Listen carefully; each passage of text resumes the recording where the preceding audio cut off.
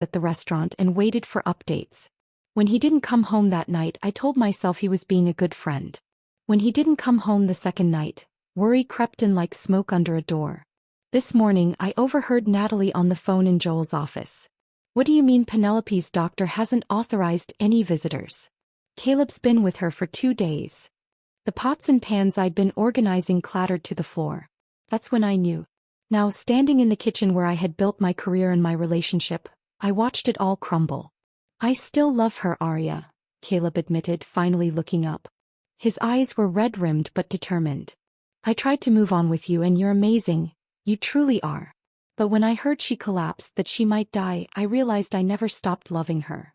Joel burst through the swinging doors, his normally composed demeanor shattered. "She's not in a coma, you fool. I just got off the phone with Dr. Ramirez. Penelope Kingston hasn't been admitted to any hospital in the tri-state area." The look on Caleb's face told me everything. Shock, then guilt, then the slow dawn of realization that he'd been manipulated, but had also willingly participated in the deception. "You threw away everything for a lie," Joel continued, his voice breaking. "You broke the heart of the best woman you'll ever know. For what? A manipulative game." That's when Natalie stepped forward, her elegant frame vibrating with fury as she delivered the line that would echo in my nightmares for months. "Stay single if you don't respect love." As the family drama unfolded before me, something inside me shut down. I slowly untied my chef's apron, the same one Caleb had given me on our first anniversary with Chef Aria Harrington embroidered on it in anticipation of our marriage. I folded it carefully, placed it on the counter, and walked out the back door without a word. The evening air hit my face, cool and indifferent to my pain. I didn't cry. I didn't scream. Instead, I felt something hardening inside me, a resolve crystallizing from the molten ruins of my shattered dreams. They wouldn't see me break. They wouldn't see me beg. And soon they wouldn't see me at all. I walked aimlessly through the darkening streets, the restaurant growing smaller behind me. My apartment wasn't home anymore.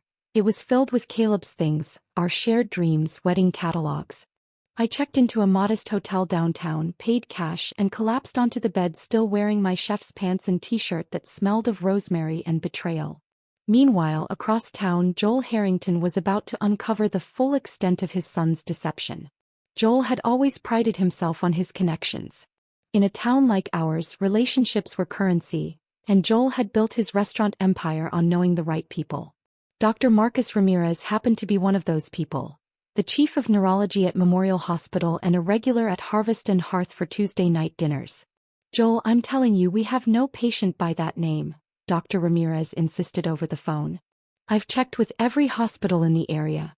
Nobody has admitted a Penelope Kingston for any condition, let alone a coma."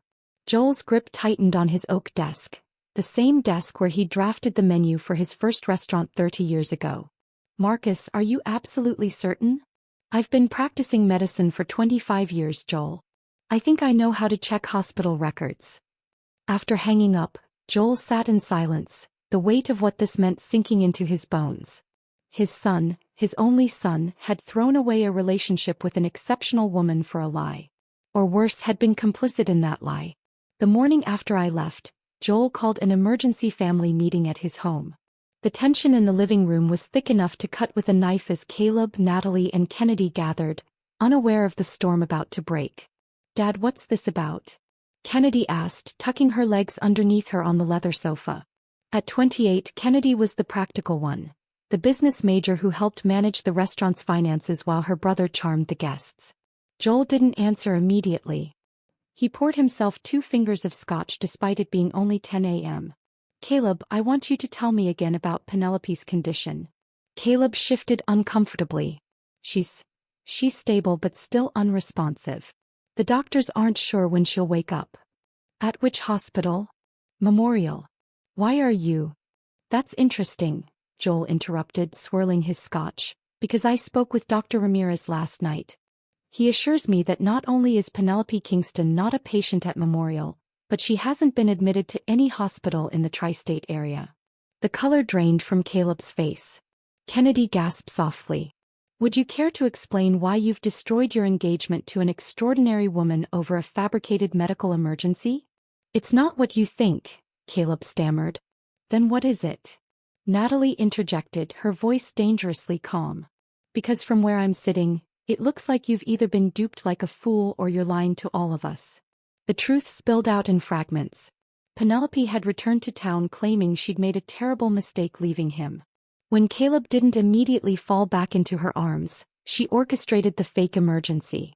Yes, Caleb had realized the truth within hours of rushing to her side, but by then old feelings had resurfaced. They'd spent those 2 days in her lake house, rekindling what they'd once had. And Aria? Joel demanded. Did you spare even a thought for her while you were rekindling? Caleb had the decency to look ashamed. I didn't plan